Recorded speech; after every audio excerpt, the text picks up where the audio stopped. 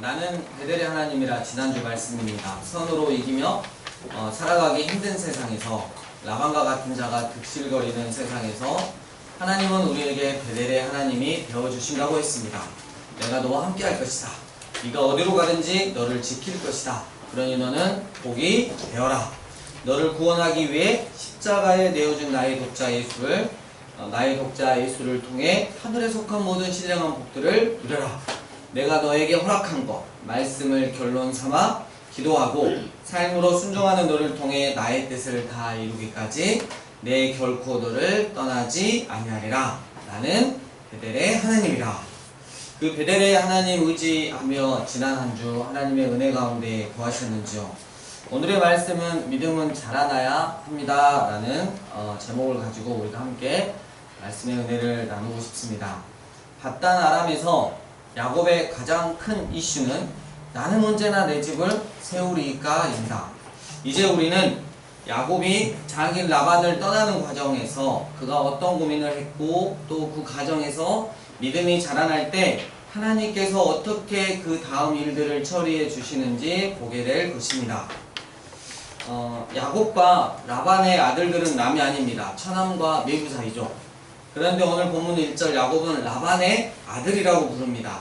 그들 사이에 가족애가 없음을 알 수 있습니다.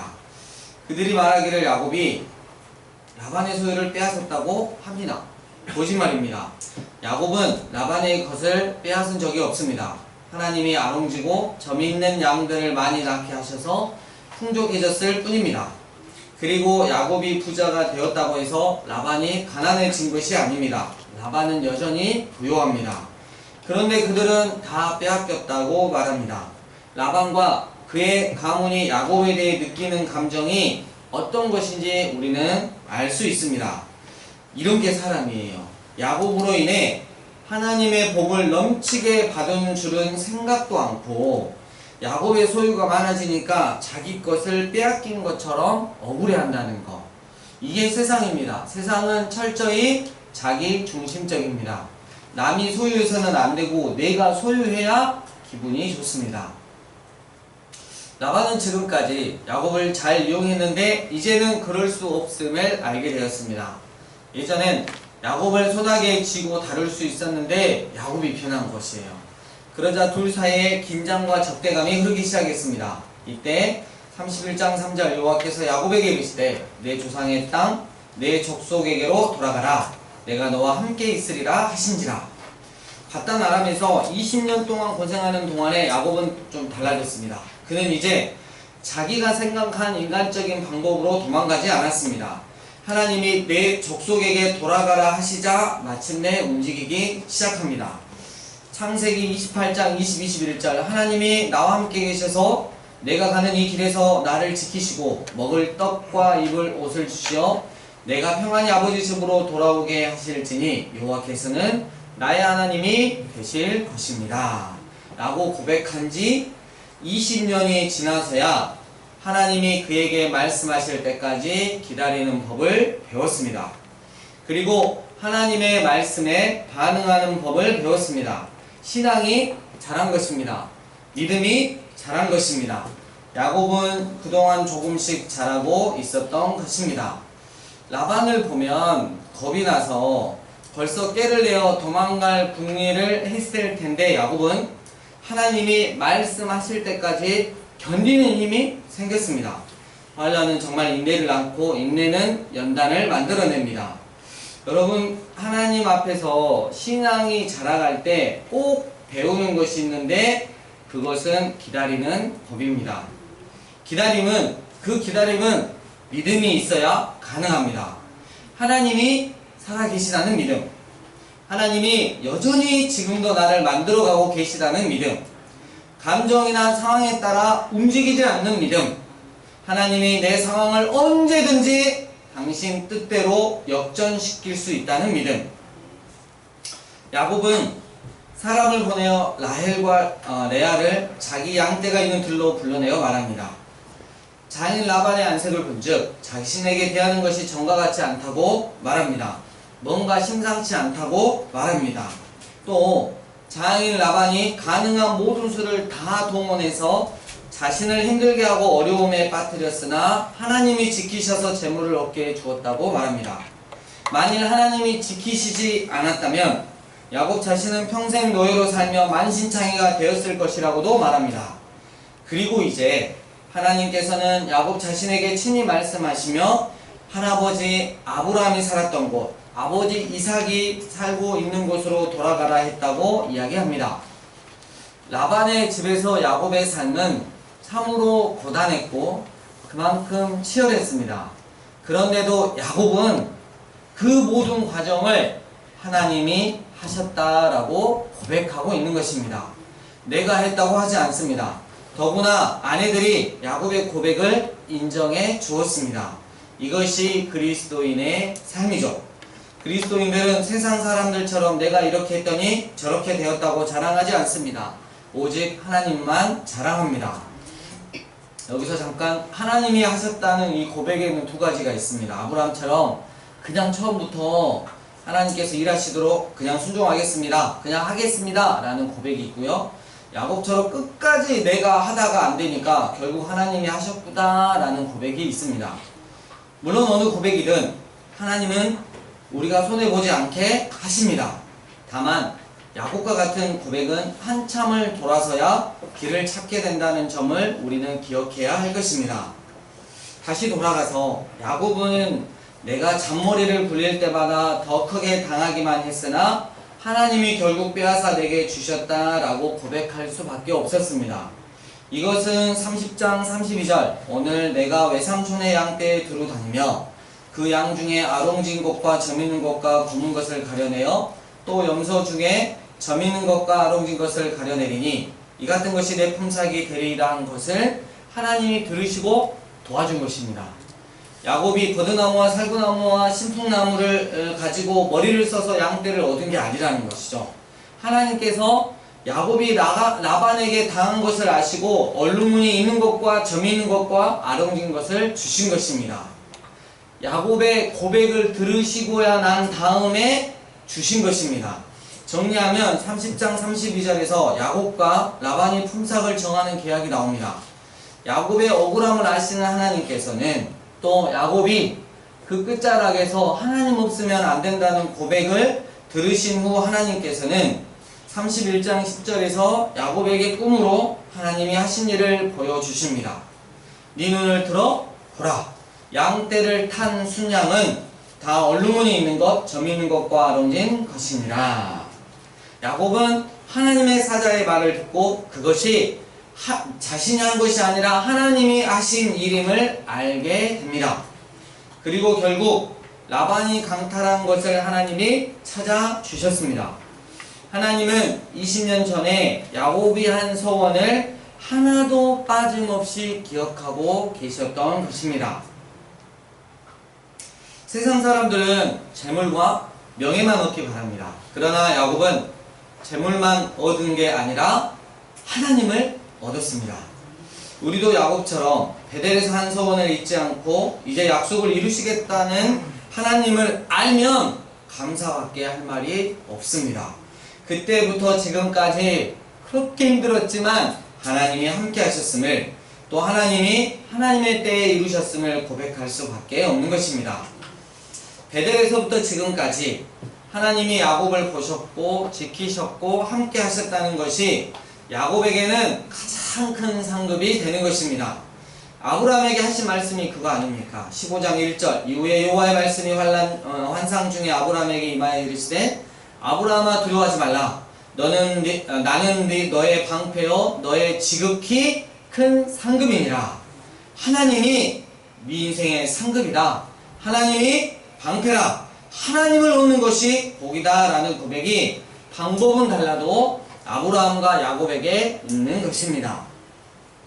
드디어 보사의 날이 잡혔습니다. 우리 31장 16절에서 19절까지 함께 읽겠습니다. 하나님이 우리 시작. 하나님이 우리 아버지에게서 찾아가신 재물은 우리와 우리 자식의 것이니 제 하나님이 당신에게 이르신 일을 다 준행하라. 우리가 자식들과 아내들을 납달에게 데려오고 노후와 모든 가축과 모든 소유물 곧 그가 받다 나라에서 몸을 감추고 고향에 있는 그의 아버지 이삭에게로 가려 할세. 그때 라반이 양털을 깎으러 갔으므로 라헬은 그의 아버지의 드라빔을 도둑질하고. 유목민들에게 가장 중요한 일 중 하나가 양털을 깎는 일이라고 합니다. 농사짓는 사람들에게 추수 때가 가장 중요한 것처럼 말입니다. 양은 사람들에게 고기도 내어주지만 양털을 내어주어 추위를 이기기도 합니다. 양털을 깎을 때는 보통 300명에서 400명 가량이 동원된다고 합니다. 양털 깎는 기간은 보통 3, 4일이 걸리고요. 주로 낮에는 양털을 깎고 저녁에는 먹고 마시면서 축제도 합니다. 양털 깎는 기간은 마음이 한껏 풍요로워지고 너그러워지는 때입니다. 야곱은 이 양털 깎는 축제 기간을 디데이로 잡았습니다. 드라빔은 우상입니다. 문자적으로는 수호신이라는 뜻입니다. 가정의 수호신이며 경우에 따라선 재상의 상속권을 인정하는 인감도장과 같은 역할을 합니다. 집안의 가장이 소유하는 것으로 가장의 권위를 상징하는 것이기도 합니다.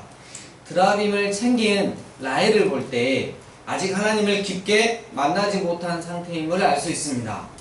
라헬이 기업이 야곱에게 있음을 인정하고 떠나 나서기로 했지만 믿음이 성숙된 것은 아니었습니다. 그 안에 아직 세상적인 것들이 섞여 있는 성화의 과정에 있는 것입니다. 핫단 아람에서 가나안까지 가려면 아이들도 있고 양떼도 있으니 하루에 최대한 몇 킬로미터나 걸을 수 있을까요? 도망한 지 3일 만에 라반이 이 사실을 알았습니다. 라반이 기마대를 뽑아서 먼지나게 쫓았습니다. 장인 라반은 사이를 죽이겠다고 7일을 쫓아오고 야곱은 살겠다고 이들과 도망치는 상황입니다. 그런 라반에게 하나님이 나타나셨습니다. 31장 24절 함께 읽겠습니다. 밤에 하나님이 시작. 밤에 하나님이 너는 산과 야곱에게 선악간에 말하지 말라 하셨더라. 좋은 말이든 나쁜 말이든 아무 말도 하지 말라고 하셨습니다. 그러니까 하나님이 딱 막으신 거예요. 라반이 칼을 들고 7일을 쫓아왔는데 하나님이 아무 말도 하지 말라고 하시니 라반의 입장에서는 멋쩍었습니다. 어떻게 처단할지 별 생각을 다 하면서 왔을 텐데 하나님이 막으시니 아무 말도 할 수가 없습니다. 그래서 왜 내 딸들을 전쟁 포로처럼 끌고 가느냐고 야곱에게 트집을 잡아 따지고 들었습니다. 하나님은 라반이 야곱에게 복수하는 것을 금하셨습니다. 야곱을 보호하신 것입니다.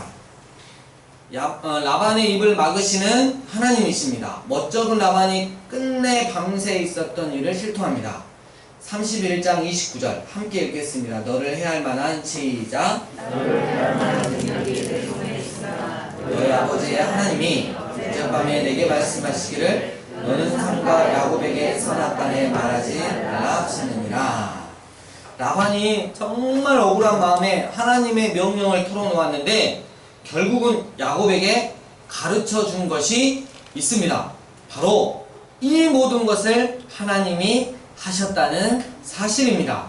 결론은 하나님의 손에 달려있음을 배우게 한 것입니다.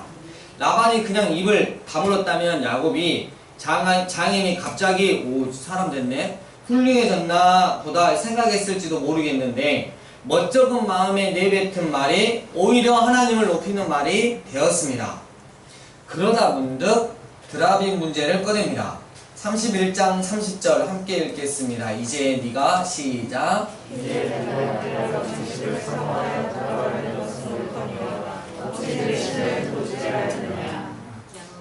긴장 관계가 바뀌었습니다. 고향으로 돌아가려는 것은 인정하지만 드라빔 문제는 해결하고 가야 한다는 것입니다. 건수를 잡은 것입니다. 살기 등등하여 쫓아갔지만 하나님이 막으시니 어쩔 수 없게 되었습니다. 그러나 드라빔이라는 명분이 남아있는 것입니다. 라헬이 그 드라빔을 도둑질한 줄 모르는 야곱은 만약에 드라빔을 찾아낸다면 자기가 드라빔을 숨긴 자를 죽이겠다고 아주 큰 소리를 칩니다. 라반이 야곱의 장막을 샅샅이 수색합니다. 그러다 라헬의 장막까지 들어왔는데 바로 그때 라헬이 낙타 안장 위에 앉아서 기지를 발휘합니다. 아버지 제가 지금 생리 중이니 일어나서 영접할 수 없사오니 노하지 마세요. 고대 군동에서 얼경 중에 있는 여자와 접촉하는 것은 금기 사항이었습니다. 또 당시에 드라빔을 감히 생리 중에 깔고 앉았다고 하는 것은 상상도 할 수 없었습니다. 부정한 중에 우상이라도 가정의 수호신을 깔고 앉다니요. 라반은 라헬의 말을 곧이곧대로 받아들입니다. 라반 야곱의 모든 물건을 다 뒤져보았으나 그 드라빔을 찾아내지 못합니다. 이에 야곱은 그동안 참았던 분을 장인 라반에게 다 퍼붓습니다. 하나님이 자기와 함께 하신다고 생각하니 할 말을 다 할 수 있었습니다. 자신은 떳떳하다는 것입니다.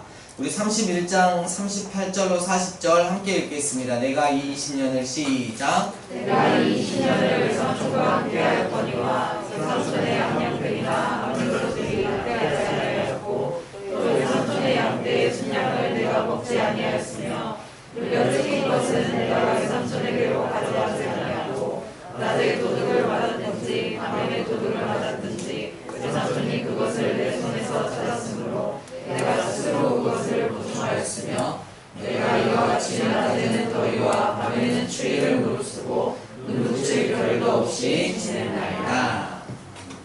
양 치를 때 목자는 양을 먹을 수 있는 특권이 있습니다. 그런데 야곱은 그것이 물려 죽었든 찢겨 죽었든 고스란히 자기 목에서 물려내야 했습니다. 정말 무서운 장애를 만나서 치열하게 살아온 것이죠. 그런데 야곱이 내가 뭘 잘못했냐고 따지는 상황에서 여러분 라헬이 숨겨두었던 드라빔이 뚝 떨어지기라도 했다면 어떤 일이 벌어졌을까요? 아마도 라반은 가지고 온 칼을 뽑았을 것입니다. 라헬을 죽이거나 객가로 양떼의 절반을 달라고 거래를 했을 수도 있겠습니다. 여기서 기억해야 할 것이 무엇입니까? 하나님이 야곱을 가려주셨다는 것입니다. 야곱이 잘나서 떳떳한 게 아니라는 거예요. 드라빔이 들통나면 야곱은 여지없이 무너지게 되어 있습니다. 하나님이 가려주신 것입니다. 은혜가 뭐냐고 물어보냐면 그것은 하나님이 덮어주시는 거라고 대답할 수 있겠습니다. 이게 우리입니다. 신앙의 정당성과 자기의를 가지고 함부로 말해서는 안 되는 이유입니다. 하나님이 가려주시지 않으면 당장에 박살날 인생들인 것입니다. 하지만 야곱이 드라빔을 찾아내면 누구든지 살지 못할 것이라는 말은 나중에 공교롭게도 애언처럼 되고 말았습니다. 실제로 라헬이 가족 중에 가장 먼저 죽었으니 말입니다. 막내 베냐민을 낳다가 라헬이 죽었습니다. 야곱은 자기 의분이 흥분해서 한 말인데 말이 시가 되었습니다. 그리스도인의 말은 곧 기도라고 말하는 사람이 있습니다. 이스라엘 백성이 하나님을 원망하며 광야에서 차라리 죽었으면 좋았을 것을 했더니 그들이 광야에서 죽고 말았습니다. 그만큼 우리 믿는 사람들의 말이 무섭습니다.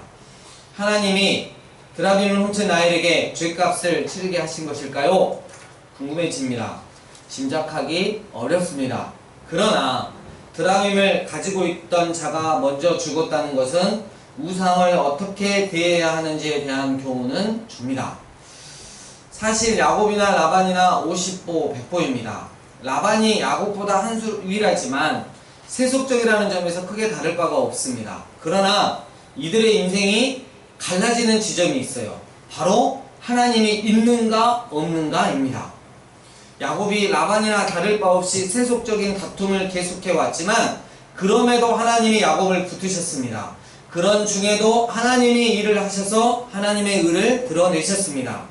31장 42절 하나님이 내 고난과 내 손에 수고를 보시고 라는 야곱의 고백이 라반과 근본적인 차이를 드러냅니다.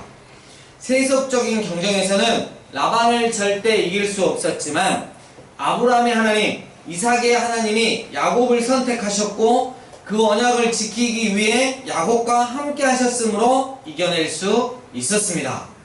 이것은 바로 믿는 사람이 세상 사람과 갈라지는 지점입니다. 우리는 이것을 놓치면 안 될 것입니다. 하나님이 있느냐 없느냐, 예수 그리스도가 있느냐 없느냐. 31장 55절 라반이 아침에 일찍 일어나 손자들과 딸들에게 입맞추며 그들에게 축복하고 떠나 고향으로 돌아갔더라. 라반이 처음에 야곱을 만났을 때는 입을 맞추며 반가워하더니 이제 야곱에게는 입을 맞추지 않습니다. 그러나 야곱은 미련을 갖지 않습니다. 모질게 당하면 당할수록 뒤도 돌아보지 않게 되는 게 법입니다. 따라서 우리도 모진 일을 당할 때 섭섭해하지 맙시다. 나중에 보면 그것이 비교할 수 없는 은혜일 수 있기 때문입니다. 야곱은 성화의 상징적 인물입니다.